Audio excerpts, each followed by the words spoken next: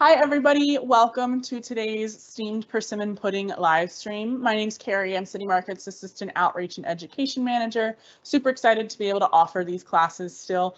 I am only probably going to be on camera for right now. Otherwise, I'll be behind the scenes, kind of keeping an eye on the live stream, any tech issues, and the Q&A box. So I'll go back and put an announcement into that. You should see a little red dot pop up where you can see new questions and new announcements. I'll keep an eye on that. And if you have questions or comments at any time during today's live stream, I can either answer those text, I can type you an answer, but something I can answer, or I'll ask Gary, our lovely instructor today. We have been having a little bit of sound issues with our software. So if at any point the sound goes glitchy, know that I am listening to it and I'll hear it and I'll try to do what I can to fix it, but I apologize in advance if that happens. You all are listening on about a 30 to 45-second delay from what we are streaming out. So just keep in mind that if you've typed in a question or you've let me know that the sound's glitchy, you're watching almost a minute later and then I'm getting your response and making a change and then it's another minute. So don't worry, I'm working on it and I will get to your question, I promise. I will send a survey out tomorrow. Would love to know your thoughts on the class and ideas for other classes that you'd like to see. The other thing is if you're joining us just a little bit late, down near the bottom on the play pause button side of things, you can hit live and that will catch you up to where we are live rather than making you start from the very beginning of the stream if you'd like to catch up. I have a really great recipe today. I'm really excited to learn about this one, to learn about how to steam puddings. So I think I will turn things over to Gary, our instructor. Gary, take it away. Hi, everyone. Thank you, Carrie. So, happy holidays, happy Hanukkah, happy Kwanzaa, happy Yule and Solstice, and Merry Christmas. I'm Gary Stuard. I'm commonly known as the pie guy, but this day we're going to do something that's not a pie, but it's still a wonderful dessert. Ever since I was a kid, I was always fascinated by old Christmas traditions and, read about, the Christmas Carol and plum pudding and all this and that. And when I started living by myself, away from home, and had my own kitchen, I really wanted to explore, okay, well, let's do some things I've always been interested in doing. And of course, one of my biggest teachers besides Gourmet Magazine, which was, I guess they only do things online or occasionally have a special magazine that comes out. Those magazines and then Martha Stewart were my chief culinary teachers, particularly Martha Stewart when it came to pies and tarts.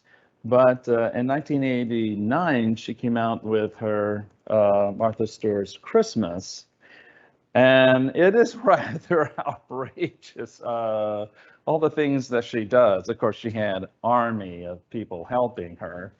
But I did find something that looked really good, and I was able to do it a long time ago, is persimmon pudding. This is what it looks like, will look like, and that's what we're going to do today. I was asked, normally I only teach a class every other month, but I was asked by Carrie, oh, well, let's do something for December, for the holidays. And I know how crazy the holidays can get and what have you, but this is a very simple recipe. It's just really wonderful. And when it comes out, it's gorgeous. It tastes fantastic. And with the lemon sauce, butter, sugar, lemon sauce that goes with it, it's just incredible. And people will be super impressed that, oh, wow, you did a plum? You did a steamed pudding? I said, yes, I did. So to begin with, I forget what, Fuji? Those are the Hachiya variety. Hachiya persimmons. This is the kind I like. They're bigger, and we have to get them to where they're like, oh my gosh, like water balloons. Do you want to hold it up really close to the camera so people can take a look at that? Yeah, thank you. Perfect. That's what I love the color. I love the colors of those. And it is just ready to bust open. And as you can see, this is what it looks like. And very, very ripe persimmons taste kind of like caramel. They have a nice caramel flavor to it. It's kind of like an apricot caramel, I always think of. Right, yeah. And so it's just amazing. And I know there's other dessert uses for this kind of fruit.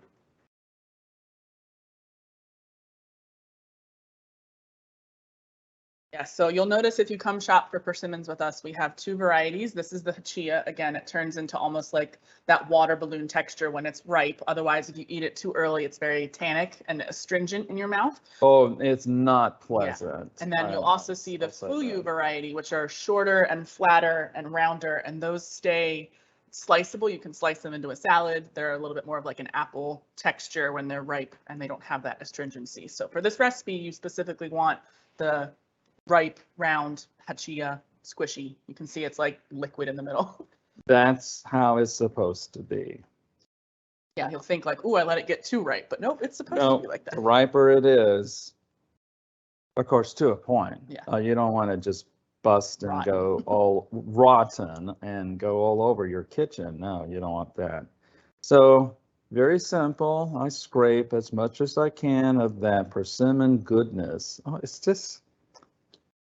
Also, if people want to share in the Q&A box where they're watching from, we're here in lovely Burlington, Vermont, where it's snowing outside, and we have what, 4 or 5 inches out there, maybe? Probably 5. 5 or 6. But if you want to share where you're watching from, if it's winter season where you are, or different weather than what we're dealing with, would love to know where people are tuning in from today. We have 20 people on, so. So if you can't get snow where you're at, it's snowing here. So. Okay. Maybe at the end I can spin the camera around real quick and show out the window. Oh yeah. So we're supposed to mash these. I used the blender last night. I didn't want to drag that along, so I'll just do this so I can mash. Get rid of the clumps of the persimmon.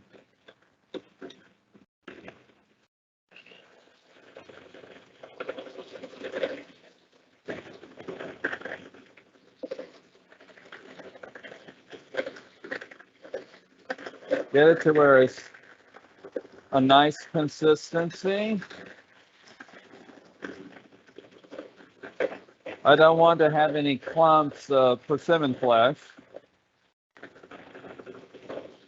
I want to have a nice puree.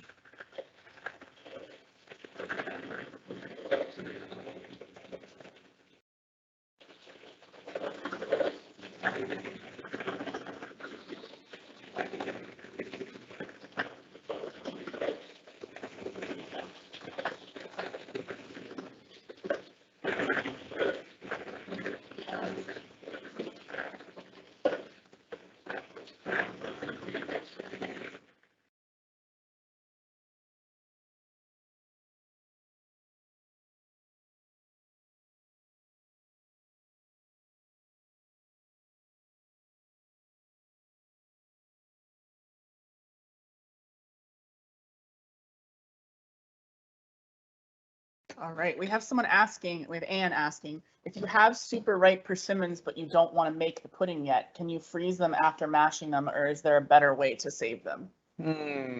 I would go ahead and cut them, scoop it out, and put it in the refrigerator. I don't know if putting it in the freezer would be good. The texture might go, I've never done it. I think I would be loath to do it. I would say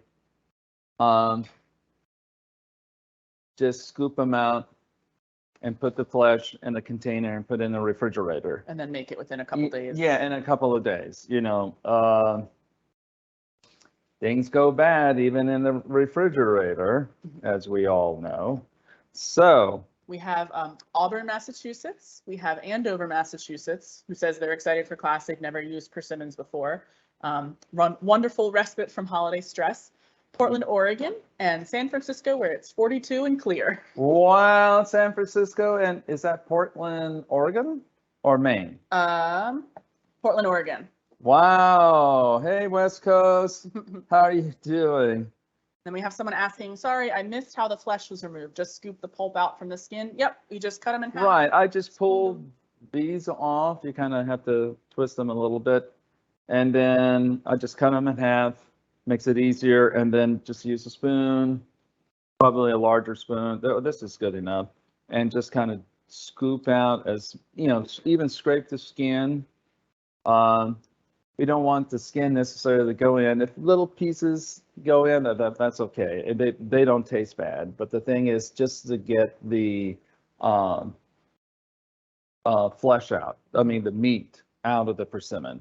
Now, I am looking for my eggs. And I got them right here. And we're going to have 4 large eggs.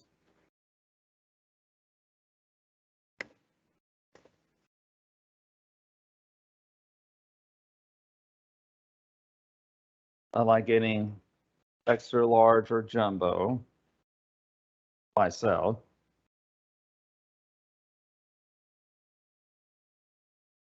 Get those in there. Now this dessert only uses butter for the sauce, though I will use butter to oil the steamed pudding can. When I just use like cooking oil, didn't seem to prevent the the persimmon pudding from sticking a little bit. So,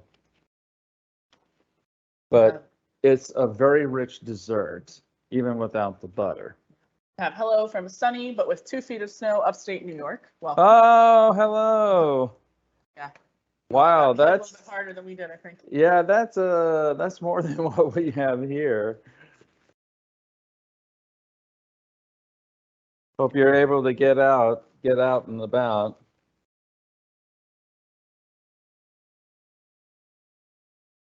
And so I have half a cup of sugar. Get that in there. Do you think you could do this recipe with other fruits? Like we keep saying, plum pudding's traditional. Would this Yes, recipe work? with this kind of tin, there's plum pudding, classic British plum pudding, figgy pudding, which is kind of in the same category. You can do. I've seen steamed pumpkin or steamed gingerbread, chocolate. So really, even though they call it a pudding, and it's just a traditional British way of calling these. They're not like puddings that we have in the United States where it's more liquidy, but thick and but these come out like cakes. Plum pudding, if you've ever seen it, it's like cake. So, but these are very, very moist, which is very, very nice. Yeah. We have someone who says, I've frozen the pulp before to use later for cookies and quick bread. So maybe freezing does work. Thanks for that. Okay, Awesome. thank you for that recommendation. Because again, I've been cooking a long time, but I haven't done every possible recipe or technique, so that's good. So this we have 6 tablespoons of cooking oil. So that helps the moisture. I also just love eating persimmons like that straight, but you got to kind of eat them over the same. Yeah, I would just scoop it out in a bowl and chug away. We have St. Louis, Missouri, clear and sunny, no snow, 30 degrees and windy. Great, we're getting the countrywide weather report. I love this. Very good. And our vanilla extract.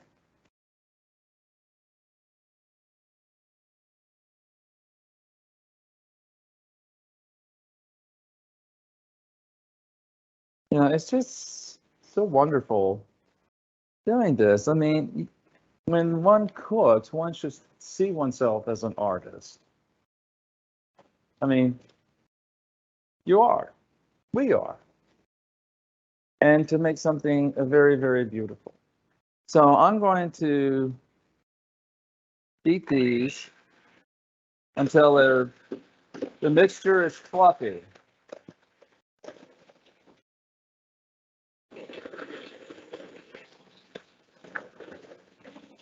Give y'all a little look.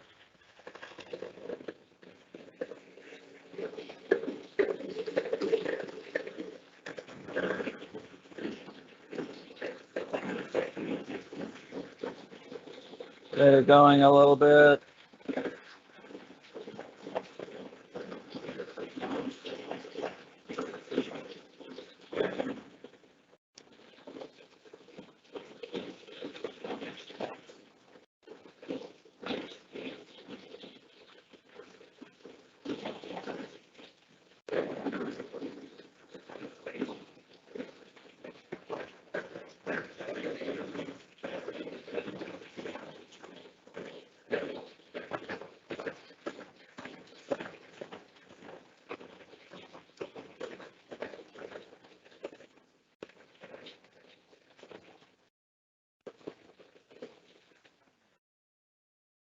There we go. A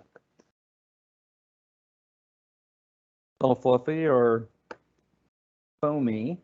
And now I take my persimmons and pour them in. That color is just amazing. It's great. It's so bright. Oh, I mean, red, orange. It's just fabulous.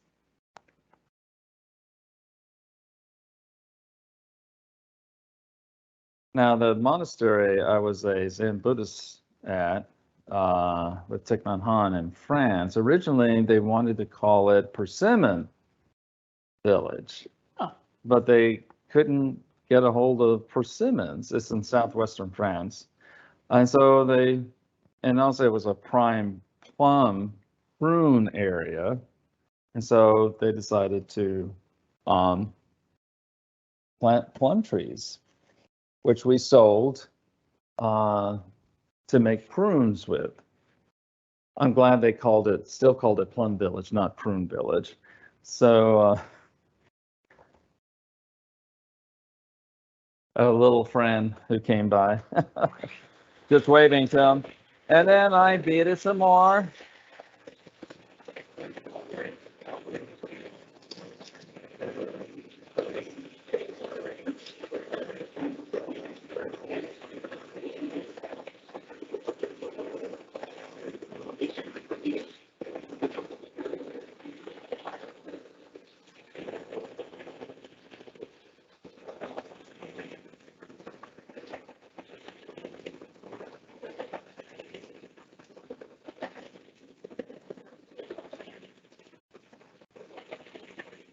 And any clumps that are left, I'm going to go over them until they're thoroughly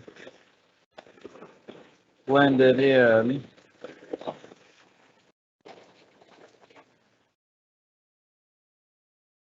Here we go. And isn't that beautiful? It looks like an orange Julian or Julius. They used to have a place in the mall where they would make those, which I really loved as a kid. And now what we will do is I sifted ahead of time the flour, the baking soda, the salt, and the ground cinnamon already in here. Are you a big sifting person? Do you think it makes a difference? Yeah, well, if the recipe, okay.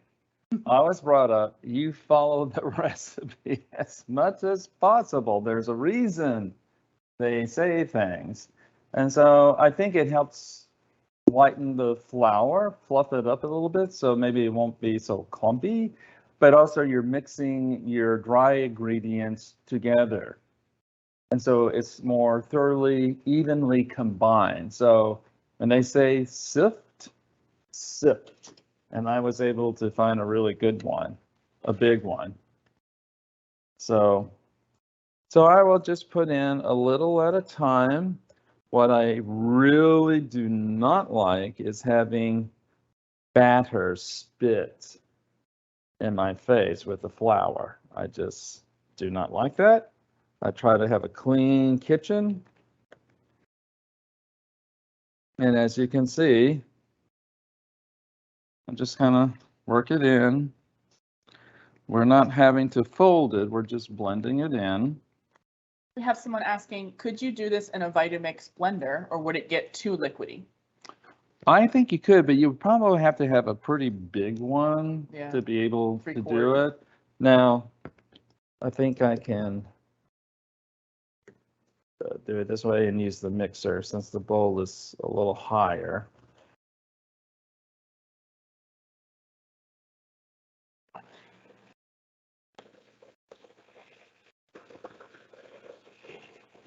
I want my flour and the egg persimmon mixture to be thoroughly blended.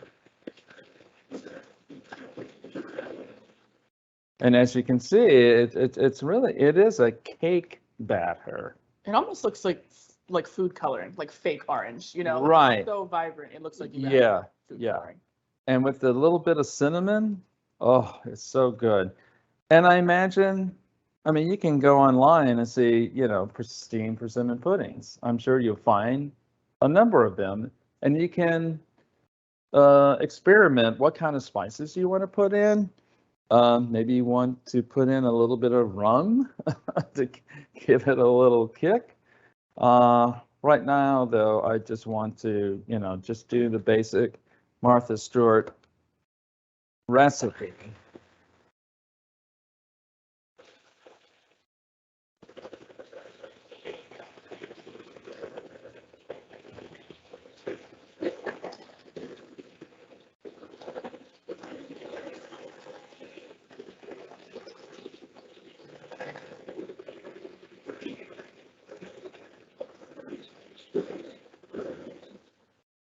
We have a hello from Normal, Illinois. Very cold and flurries. Oh, yes. And you folks are going to get a very big winter storm Oh, yeah. next week, and we will too. We're I going to think get the tail end of it as it comes across, right? we will get cold temps and snow, snow, snow. But you know, as some of you know, I'm from Texas, and the thought of snow just fills me with joy. Though it does get dampered a little bit when I see a pile of snow on top of my car. Yeah. But I'm more than willing to put up with that than 114 plus degrees. I would say I always love when the snow makes things pretty. I don't love when it makes the roads slippery.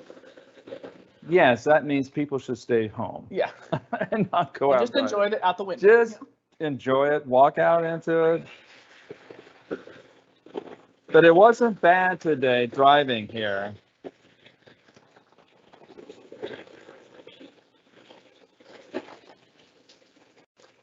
Here in Vermont, I can say we now because I'm getting, you know, going on my 4th year here, know how to deal with snow.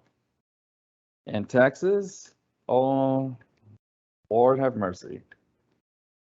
Just an inch of snow and this whole city shuts down. Except there are always bad drivers out there. Yep. And the city doesn't even know how to deal with it. Do you think you could do this recipe with a gluten-free flour, or would it Yeah, affect the texture? That's a good question. Because you're not really aiming well, it's for like you're gluten. making a cake, Yeah. so there must be gluten-free cakes. So I would just explore. Go on Google, saying, you know, gluten-free steamed puddings. I would be surprised if there wouldn't be any, or just gluten-free cakes, because this is a cake. In spite of the term pudding, you know, it's just the British usage of calling steamed cakes puddings. And let's see, really mix this up a little bit more.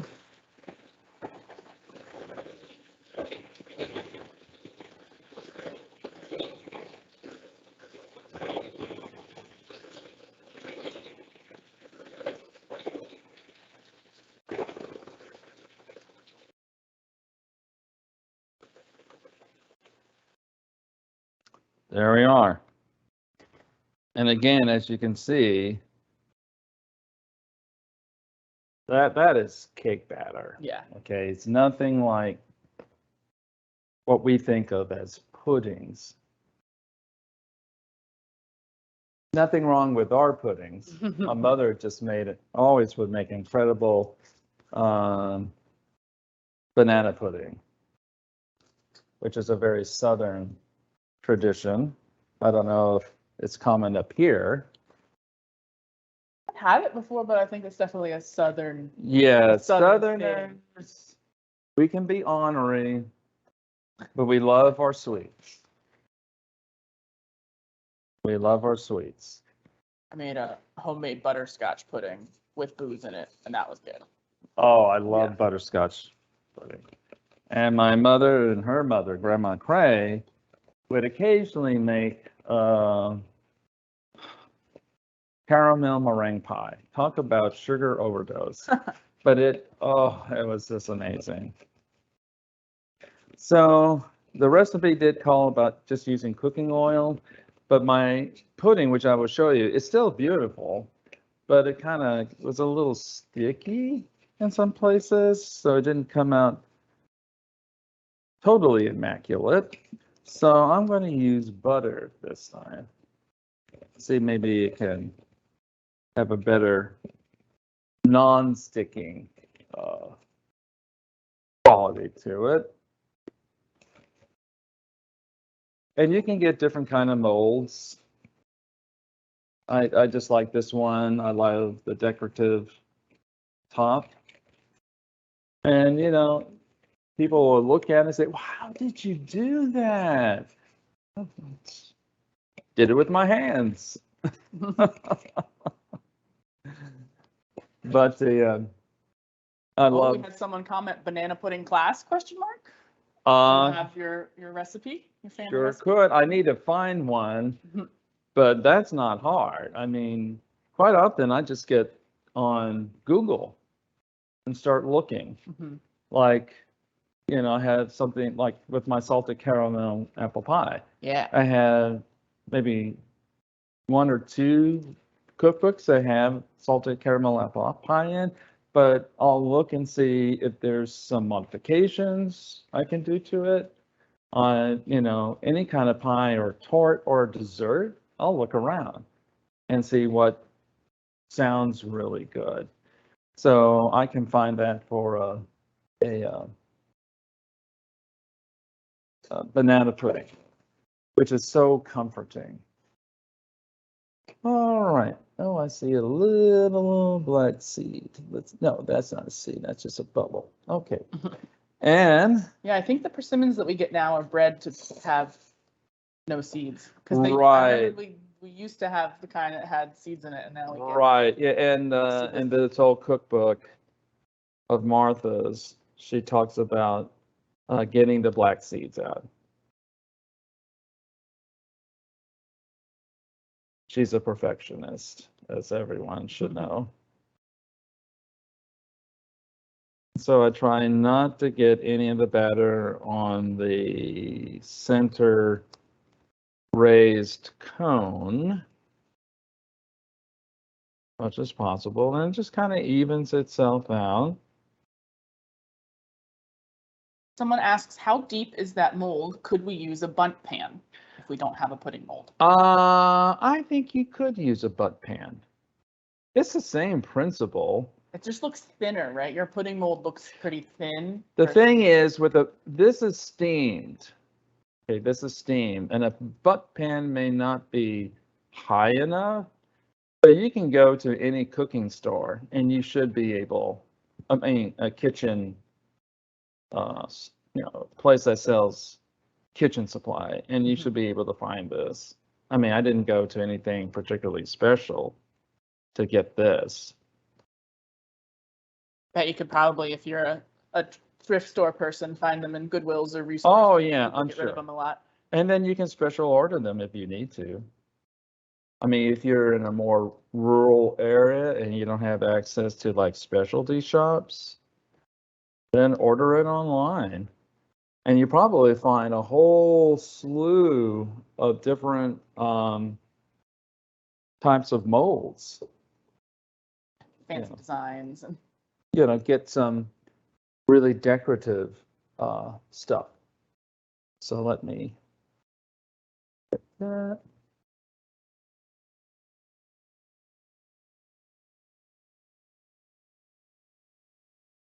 There we go.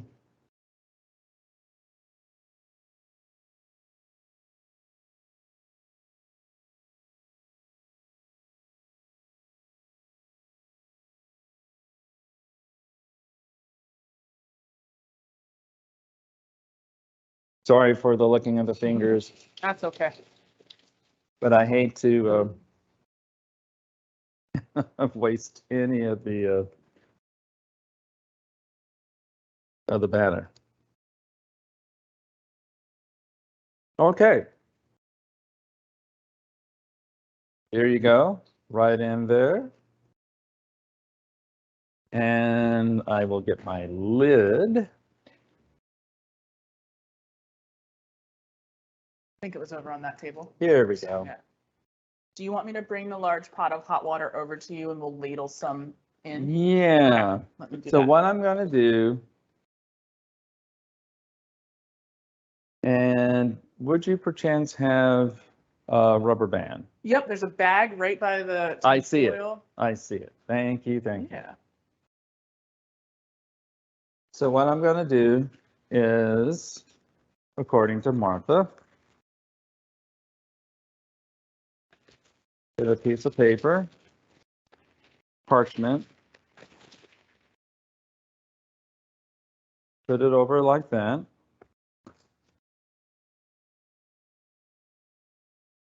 Get a rubber band. What I'm going to do is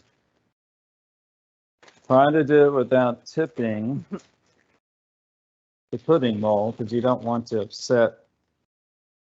cause the pudding batter to be shifting around.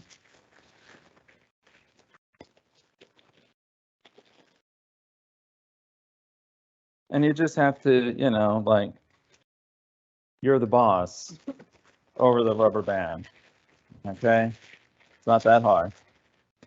I may want to put another one. And then you're going to do foil over it again, right? So Yes, that'll I'm help going to hold the put rubber bands. foil. Yes, this is to protect the pudding from getting any water in it, which I certainly do not want.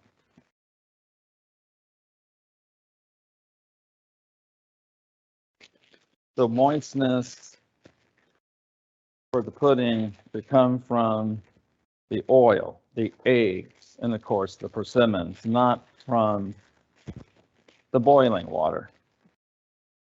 So there you are. And then get some aluminum foil. That one's just about done, but there's another box there if that's not enough. I think we'll be able to get enough.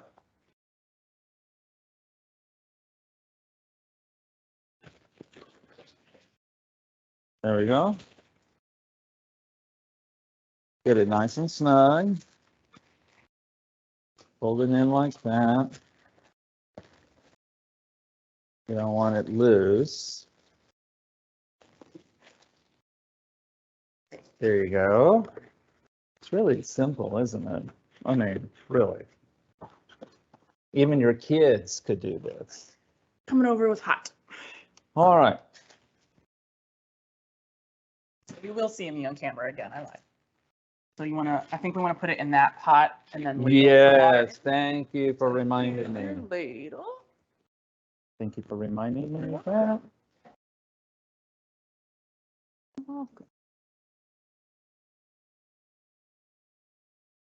So we've had a pot of water simmering because we need hot water both for steaming the pudding and for the lemon sauce. So we will do that now. Here So I get my these. pudding mold, put the batter in it, and then gently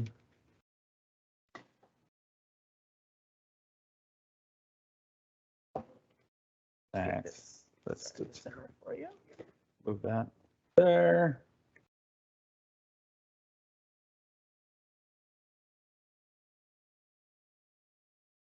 Any other questions on the pudding part at this stage of the show? Happy to pass those along to Gary. I hope folks again can see just really how simple this is. Of course, again, you can explore steamed puddings and see, well, what kind of different flavors you want. If you're going to use persimmons, I can see, using a pumpkin pie spice mixture or maybe nutmeg. Again, it's a caramel flavor of the persimmons.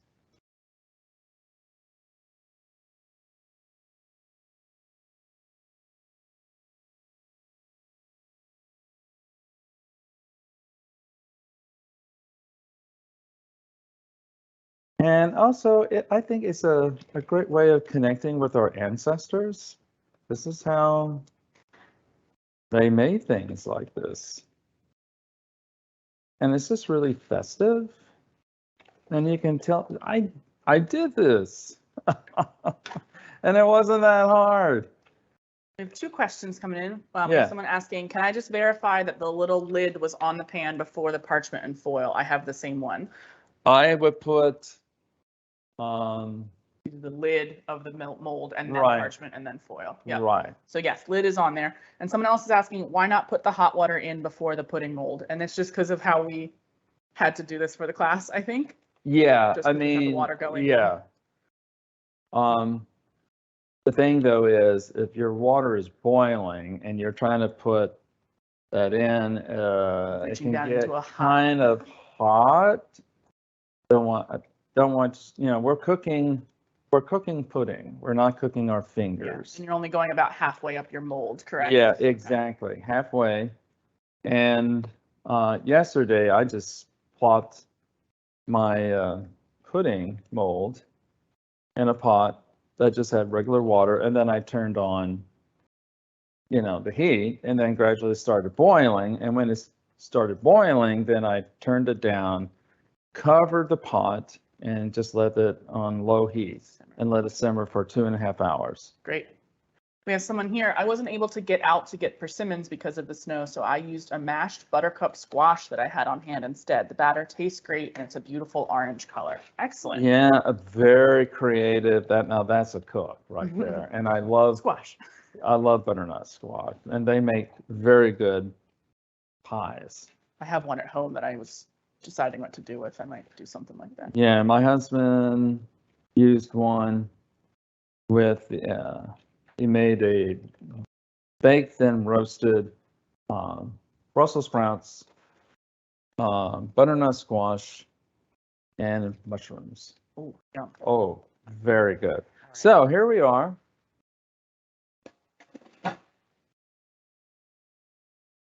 And really, Yep. we can let this boil. We're just going off to our oven off screen, or our stove off screen. Be right back. I'll set a timer for that guy. So where do I? I'll take care of it, Gary. Okay, You go back. let it go on boil. Yep, up to a And when low. it starts boiling, put it on the lowest heat. Well, low. Low. Yep. It can just be regular low. And cover it and let it simmer for 2.5 hours. So there you go. Easy, huh? So let me put this away. Oh, I can use this hot Yeah, water. you're gonna need some of it for the. Yes. So what we're going to do now, we're going to make the lemon butter sauce, sour lemon sauce. So, Someone also. oh, commented. it's already Yeah, there. it's already, and you can turn it down if you need to. That thing gets hot, Okay. So if you want it just on a bare simmer, like a 1 or a 2 is good. Okay, and I guess I can just move I'll this. come get it. Oh, I can put it right here. There you go. Perfect. Thank you. Good. All right. So And let's see. What are we looking for? I'm looking if I could get another pot. Sure. They're like a double boiler. That's what I had there set up for you. So that hole in there Okay. is your double So boiler. I and then- guess I can use this. Yes. Okay. Thank you. And the butter.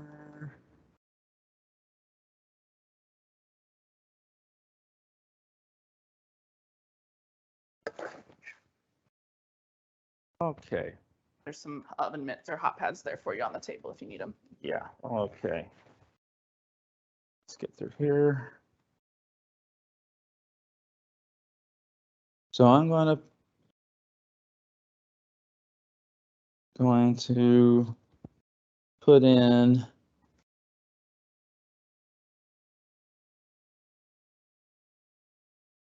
get some lemon juice going, which will be about 4 tablespoons.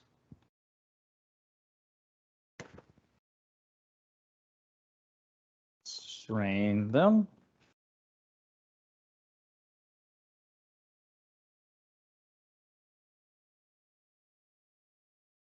Oh, that will do it. Okay, that's good. Yeah, it's got a little built-in Little strainer. yeah, I love that. That's neat.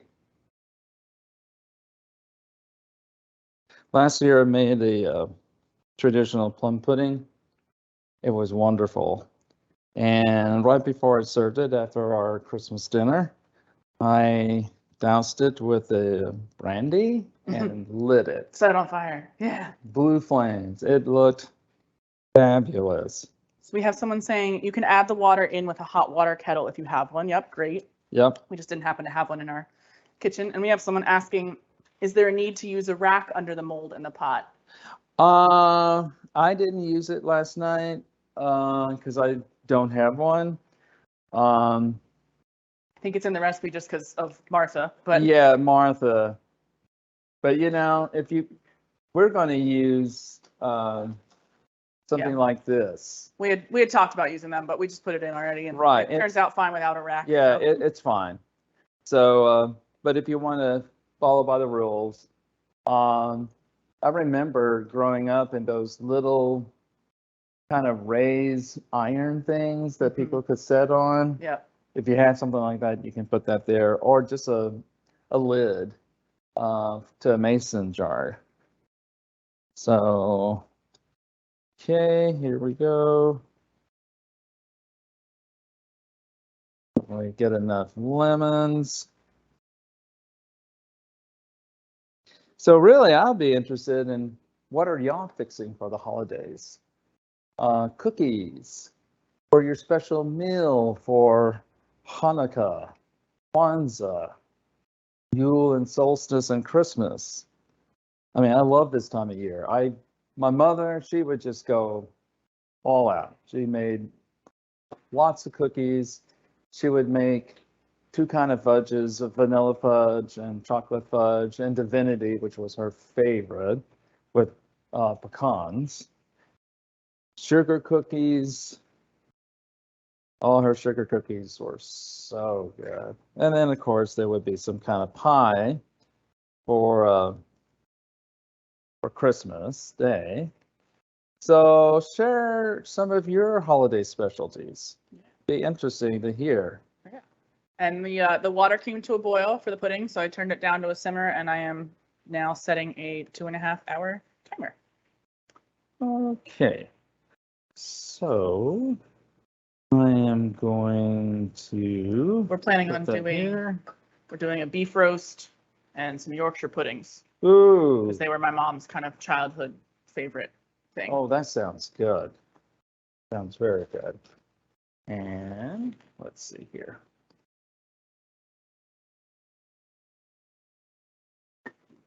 One cup of sugar.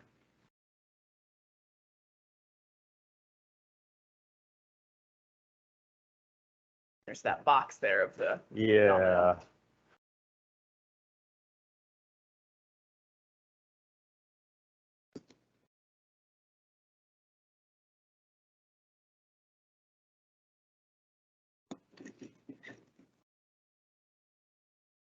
cornstarch.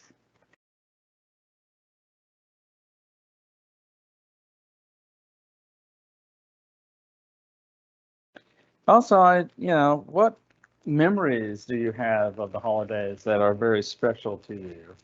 That just kind of scream out, oh, it's the holidays. Share those too. I don't like the commercialism of the holidays, but I do have some really nice memories of what my mother did.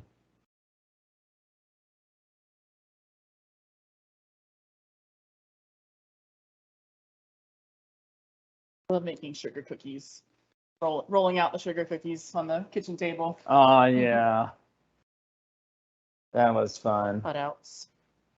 This year, well, every year, I try to make my Lebkuchen, German spice cookies. It has roasted, ground up hazelnuts, cocoa powder, candy orange, citron, lemon, obs of spices. I think they probably, brown sugar, of course, butter.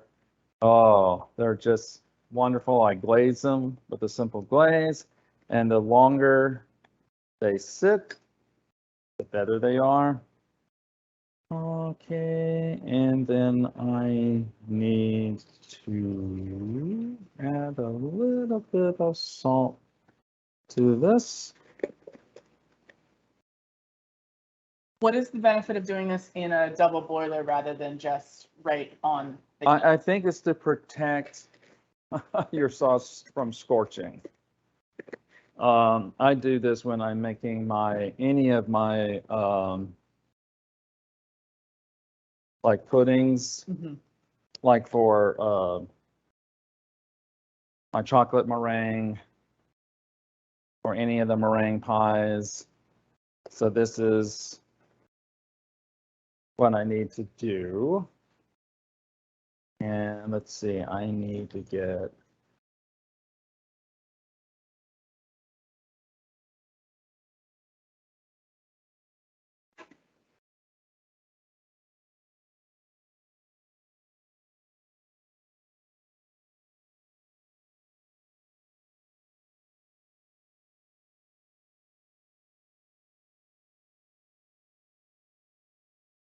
all right.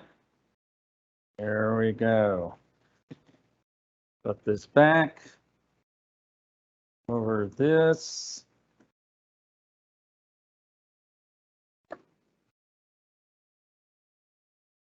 Get that mixed. Someone asking in the chat, will this pudding be set on fire? Doused with alcohol and set on fire? Well, I guess you can do that with fun. I don't know. We're not going to do it in class today. No, we're not going to do it in class. Sorry. Probably, I don't know. You could, but I don't know if you're making this sauce, you don't need to do that. Yeah. You don't. You don't even need to do it with plum pudding, but it's beautiful. And then there's that little extra of alcohol, which never hurt. And I feel like with the persimmons, it's such a delicate flavor that you probably don't want to overwhelm it with too much booze. Yeah, I mean, this is lots of lemon juice and lemon zest as well. So I'm going to let this cook for about 3 to 5 minutes, whisking or stirring gently. We don't want it to clump, but we do want it to thicken a little bit.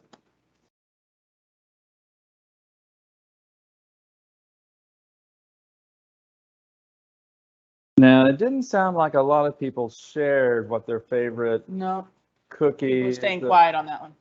Okay, folks, cough it up.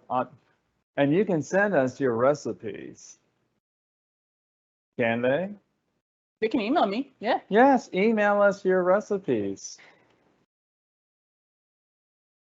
I wish I had my mother's pecan pie recipe. Hers was amazing. Also, it'd be fun, well, for Thanksgiving, we finally had a friend come up to stay with us. we've been wanting to share Thanksgiving with someone for a long time, but COVID and sickness just kind of prevented that. But he finally came, and I did turkey. Very simple, encased it in aluminum foil.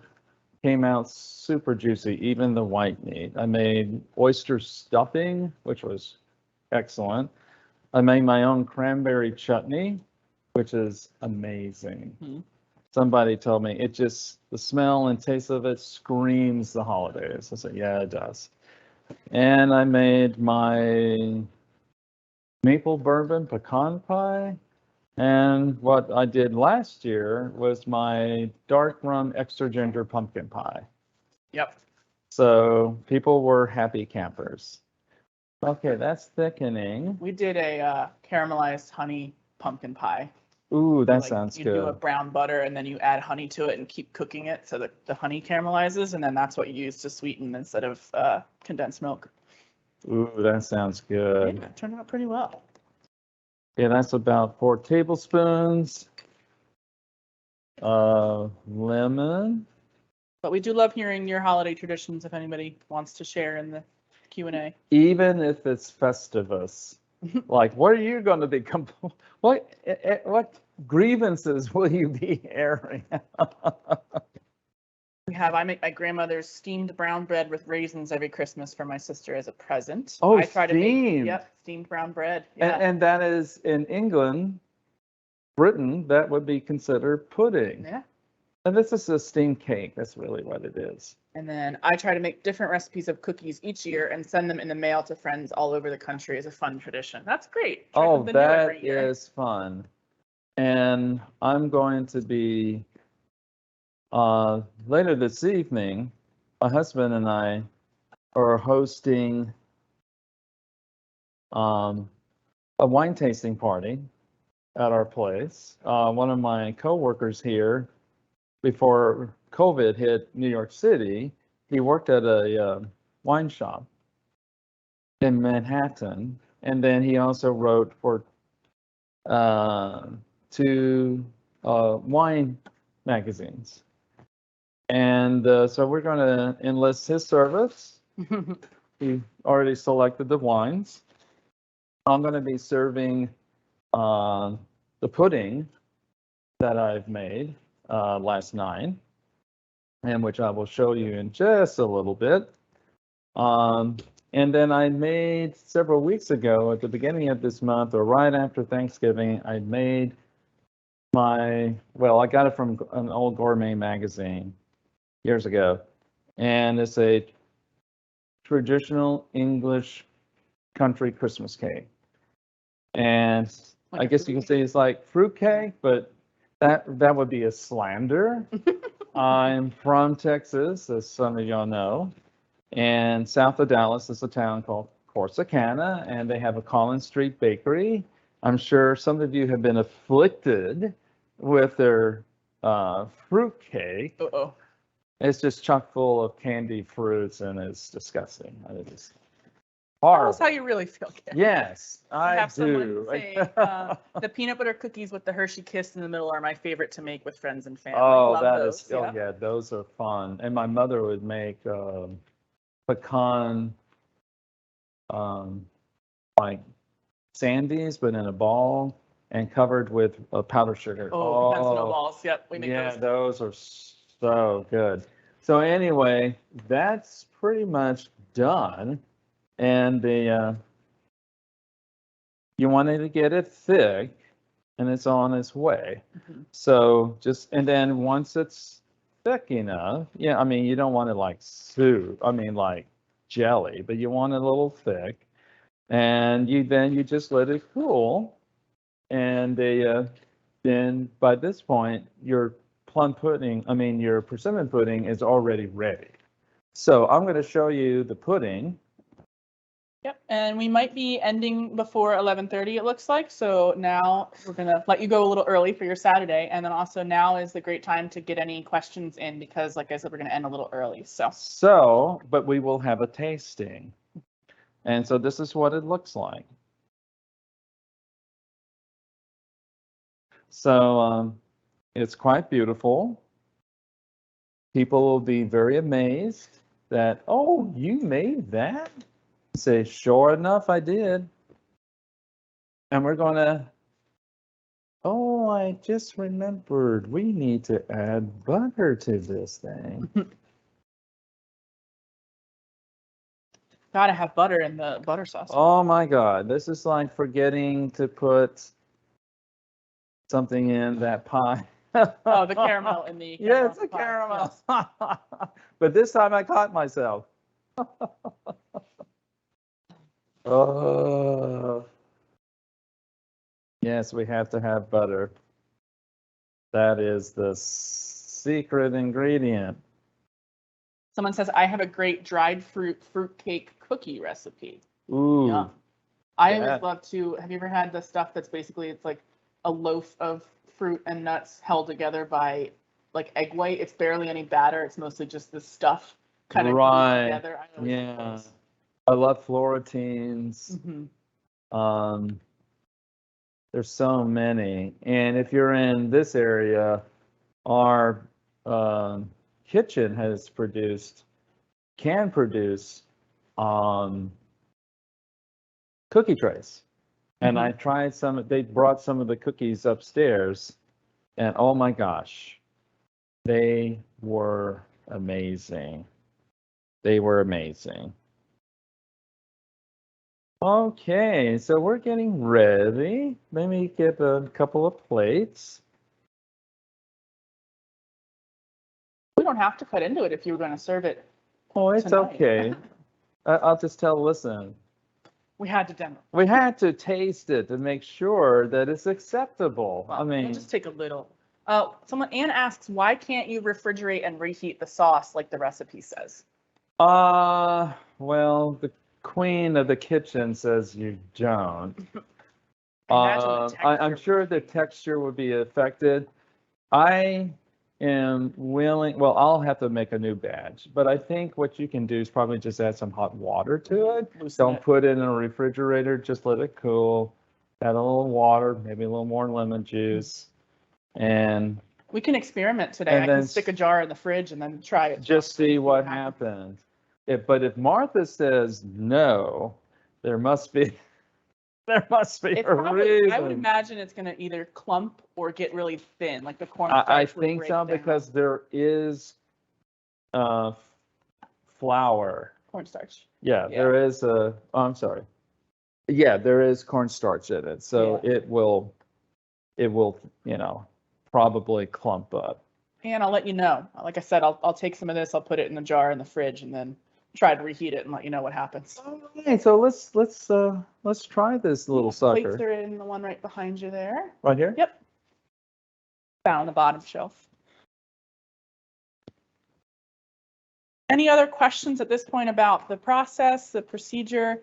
Like I said, I'm going to let the one that we have on the stove go for another 2 hours and 15 minutes. And then the recipe says, and Gary says, let it cool for about an hour. And then I'll run a knife around the top edge and flip it onto a plate and see how that turns out.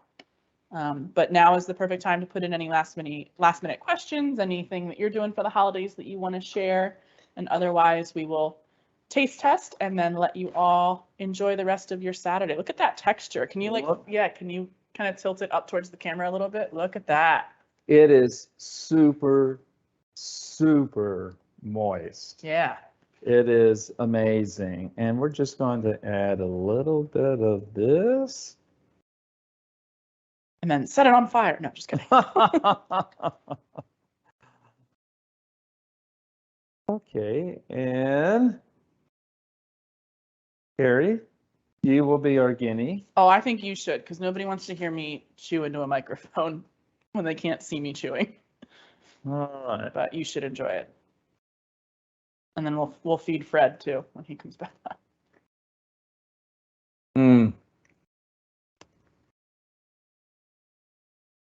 It's so dense, but light. But not stodgy, right? Not stodgy. Like, not a door stopper.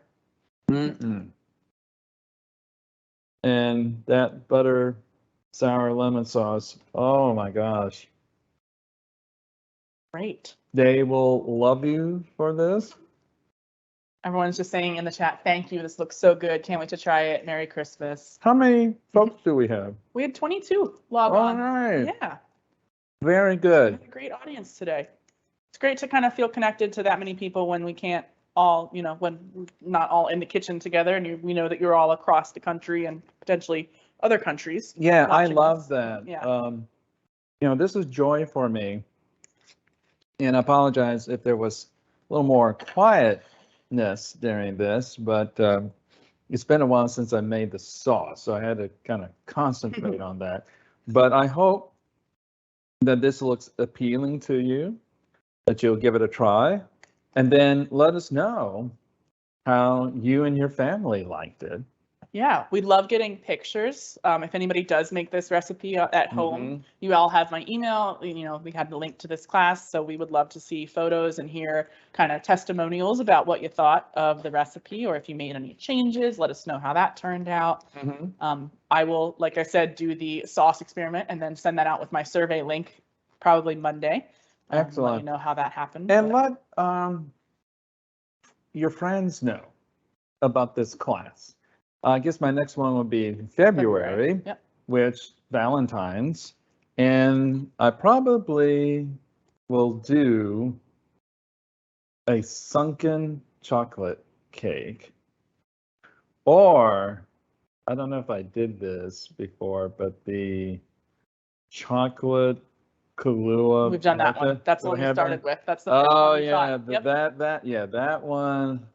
They didn't love you after that. Get rid of them. Chocolate. But the sunken chocolate cake is very simple and very delicious. Yeah. Very good. Let's think chocolate for Valentine's Day. I love that. Mm-hmm. Just fabulous class. Thank you so much and happy holidays, Carrie and Gary. I'm running to find Persimmons. Thank you for offering these classes. They're wonderful. And have a happy, safe holiday season and have a wonderful 2023. Thanks, Thank everybody. you.